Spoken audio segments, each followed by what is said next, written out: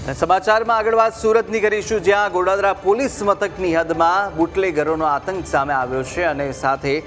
અમાનસિંહ નામના વ્યક્તિને કારની બોનેટ પર બેસાડી 1 કિલોમીટર સુધી આ બુટલેગર ધસડી ગયો હતો અને સમગ્ર ઘટના સીસીટીવીમાં કેદ થઈ છે, જેના સીસીટીવી દ્રશ્યો પણ સામે આવ્યા છે। તો કારની બોનેટ પર ઢસડીને હત્યાનો પ્રયાસ કરવામાં આવ્યો હોવાનું અત્યારે માહિતી પ્રાપ્ત થઈ રહી છે, જ્યાં બુટલેગર હવે બેખૌફ થઈ અને આતંક મચાવી રહ્યા છે। સુરતના ગોડાદરા પોલીસ મથકની હદ વિસ્તારની અંદર આ ઘટના બની હતી અને તેના સીસીટીવી દ્રશ્યો પણ સામે આવી રહ્યા છે કે કેવી રીતે આ અમાનસિંહ નામના વ્યક્તિને કારની બોનેટ પર બેસાડવામાં આવે છે અને ત્યારબાદ 1 કિલોમીટર સુધી આ જ રીતે તેને ધસડીને લઈ જવામાં આવતો હતો।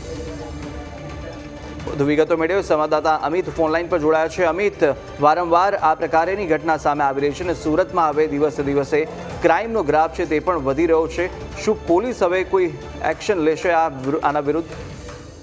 તો અગાઉ 2 દિવસ પહેલા ઉત્તરાયણ પોલીસ દ્વારા જમીન માફિયાઓ સાથે મળી એક વૃદ્ધાનું ઘર છીનવી લેવાનો પ્રયાસ કરાયો હોવાની ઘટના સામે આવ્યા બાદ વધુ એક ઘટના છે બુટલેગરને છાવરવાની સામે આવી છે કે જેમાં અમાનસિંહ નામનો જે એક વ્યક્તિ છે તેને એક બુટલેગર ગાડીના બોનેટ પર બેસાડીને લઈ જતો હોવાના સીસીટીવી ફૂટેજ સામે આવ્યા બાદ પણ જે સુરતની ગોડાદરા પોલીસ છે એક જ રટણ કરી રહી છે કે બંને પક્ષોની બબાલમાં આ ઘટનાને અંજામ આપ્યો છે અને કાર ચાલકે પોતાના સ્વ બચાવ માટે આ વ્યક્તિને બોનેટ પર ચડાવીને ઢસડ્યો હતો। એટલે કે પોલીસ પણ ક્યાંક ને ક્યાંક બુટલેગરોને છાવરતી હોય તે પ્રકારનો